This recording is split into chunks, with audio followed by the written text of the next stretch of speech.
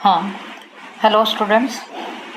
अगला टॉपिक है internal structure of human testis which is can be observed by LS of testis. LS means longitudinal section, उसको VS भी बोला जाता है, मीन्स वर्टिकल सेक्शन। हम लोग ऐसे खड़ा अगर उसको काटते हैं तो वो वर्टिकल सेक्शन हो गया, और इस तरह से उसको अंदर से जो सेक्शन दिखता है उसमें जो इंटरनल स्ट्रक्चर ये इस टाइप से दिखता है।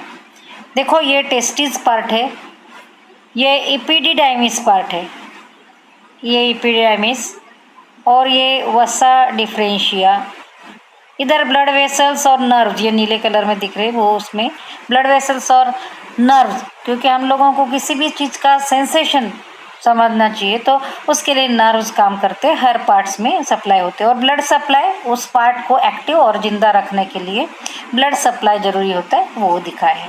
तो इतना पार्ट हमको टेस्टिज के लिए है, ऊपर का पार्ट एक्सटेंशन है।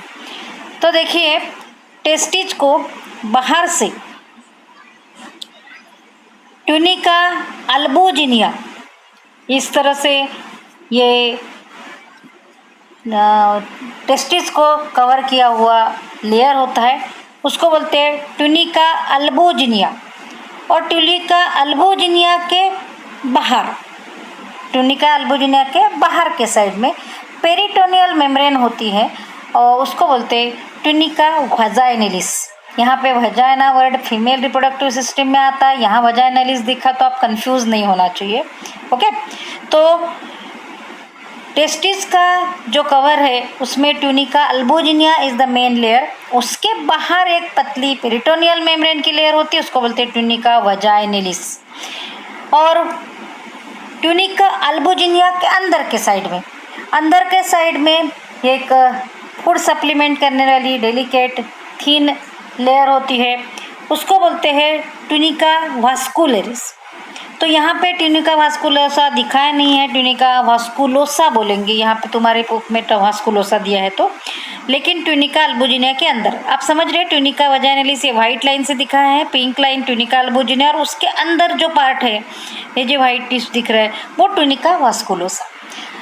ट्यूनिका वास्कुलोसा अंदर कुछ पार्ट इमर्ज भी होता है, मतलब एक लेयर में नहीं होती, तो ये जो अंदर यहाँ पे जो अंदर घुसा हुआ पार्ट दिख रहा है वो भी है ट्यूनिका वास्कुलोसा। तो अंदर से हम लोग देखेंगे तो टेस्टिस में ऐसे बहुत सारे कंपार्टमेंट दिख रहे हैं, ये एक एंगल में दिख रहे, जैसे एक लेयर में दिख रहे। इसे इसी तरह के बहुत से 200 से 300 ऐसे कंपार्टमेंट रहते, और इन कंपार्टमेंट्स में यहाँ पे ऐसे ट्यूबुल, ये जो दिख रहे कॉइल स्ट्रक्चर, ये कॉइल स्ट्रक्चर ये एक कंपार्टमेंट हो गया, इसके अंदर ये कॉइल दिख रहा है। ये कॉइल स्ट्रक्चर जो है उसको बोलते हैं सेमिनिफेरस ट्यूबुल्स। ये भी एक कंपार्टमेंट में 5-6 ऐसे संख्या थोड़ा सा अलग कम ज़्यादा होती है कंपार्टमेंट के साइज की वजह से। मैं यहाँ नंबर और साइज़ आपको नहीं बताऊंगी क्योंकि उसमें समझाने लायक कुछ नहीं होता, वो आप बुक रेफ़र करेंगे तो वही साइज, क्योंकि अपने बुक के हिसाब से आपको सिलेबस के हिसाब से वो रेफ़र करना है। जो समझाने वाला पार्ट है वही मैं यहाँ दिखाऊँगी और बताऊँगी। तो ये जो ट्यूबुल्स है ये सेमिनिफेरस ट्यूबुल्स है। सेमिनिफेरस ट्यूबुल्स ऐसे कॉइल्ड और अंदर के साइड में देखिए यहाँ पे ये हो गया, ये इधर अगर टेस्टिस ऐसे है, ऐसी अगर टेस्टिस है तो वो बाहर की साइड हो गई, ये अंदर की साइड, तो ये पार्ट हो गया अंदर का और ये हो गया बाहर का, ठीक है। तो सभी सेमिनिफेरस ट्यूबुल हर लोक्यूल में से, मीन्स हर कंपार्टमेंट में से ये इपिडिडाइमिस के तरफ जमा होते हैं, और ये सेमिनिफेरस ट्यूबुल्स के जो पार्ट यहाँ इपिडिडाइमिस की तरफ जमा होते हैं वो एक दूसरों को जोड़ के यहाँ पे एक जाला बन जाता है। वो जाला जो बोलता है उसको बोलते हैं रेटी टेस्टिस। रेटी का मतलब होता है जाली, नेटवर्क, और टेस्टिज के अंदर ये नेटवर्क है, इसलिए उसको बोलते हैं रेटी टेस्टिज। ये रेटी टेस्टिज के बाहर देखो यहाँ पे ये पाछे निकले हैं, ये जो पाछे दिख रहे हैं वसा इफ्रेंशिया। तो ये जो छोटी छोटी नलिका है रेटी टेस्टिस से लेके इपिडिडाइमिस तक, ये जो पाछे हैं इस पार्ट में सिर्फ, ओके, ये जो है इनको बोलते हैं वसा इफ्रेंशिया। बाहर निकलने वाले को इफ्रेंशिया, जो ट्यूबुल्स बाहर निकलते, छोटी छोटी नलियाँ बाहर निकलते, इफ्रेंशिया। अभी देखो ये इफ्रेंशिया यहाँ पे फिर ज्वाइन होके ये एक और हाईली कॉइल्ड स्ट्रक्चर टेस्टिज के बाहर, ये हाईली कॉइल्ड स्ट्रक्चर है, वो भी ट्यूबुलर स्ट्रक्चर है, लेकिन इन सब को एक कॉमा शेप पार्ट में बांध लिया गया समान दिखता है, वो पार्ट है इपिडिडाइमिस। मतलब वसा इफ्रेंशिया ज्वाइन होके उससे जो ट्यूबुलर, हाईली ट्यूबुलर, बड़ी लंबी ट्यूब बहुत सारी कॉइल्ड है, वो जो निकलती उसको बोलते हैं इपिडिडाइमिस। तो देखो ये इतना पार्ट जो है वो इपिडिडाइमिस का, टेस्टिस के थोड़ा साइड में और पीछे। तो ये जो इपिडिडाइमिस है उसको ऊपर वाला पार्ट थोड़ा ब्रॉड होता है, चौड़ा होता है ये पार्ट, तो इसको बोलते हैं head of epididymis and okay. And head को हम लोग वर्ड दूसरा भी यूज़ करते हैं कॉपुट।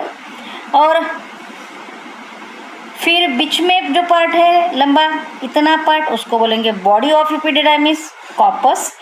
और आखिरी पार्ट मतलब पूंछ, टेल, और टेल पार्ट जो नैरो भी होता है इपिडिडाइमिस में, हम लोग कॉमा शेप को समझ सकते हैं, कॉमा शेप के समान ऊपर वाला हेड और नीचे वाला बारीक पार्ट उसको बोलेंगे टेल, उसको बोलते हैं कप्पो, ओके। टेल, क्वाडा, तो क्वाडा मतलब टेल। इस तरह से टेल ऑफ, आप लोग उतने कपोट, कार्पस, क्वाडा नहीं समझ में है तो कोई बात नहीं, आपके बुक में भी रेफर करते वक्त body, head, tail, head, body, tail, इस तरह से लेवल दिया, आप उसी को रेफर कर सकते हो। तो इस तरह से यहाँ पे इपिडिडाइमिस खत्म हुआ और इपिडिडाइमिस फिर बाहर निकलता है जो लेयर, वो खाली शुरू में थोड़ा कॉइल्ड होता है। अभी ये इपिडिडाइमिस का पार्ट नहीं है, आप लोग बराबर नोट कीजिए। ये पार्ट जो है वो वसा डिफरेंस का है, अनेक वचन में वसा डिफरेंशिया बोलते, वसा डिफरेंस। ये शुरू में कॉइल्ड होता है इपिडिडाइमिस के पास में, फिर सीधा हो जाता है और ये इस तरह से ऊपर जाके फिर हम लोगों ने मेल रिप्रोडक्टिव सिस्टम में पढ़ा है। इस तरह से ये पार्ट हो गया है टेस्टिस का अंदर का पार्ट, मीन्स इंटरनल स्ट्रक्चर।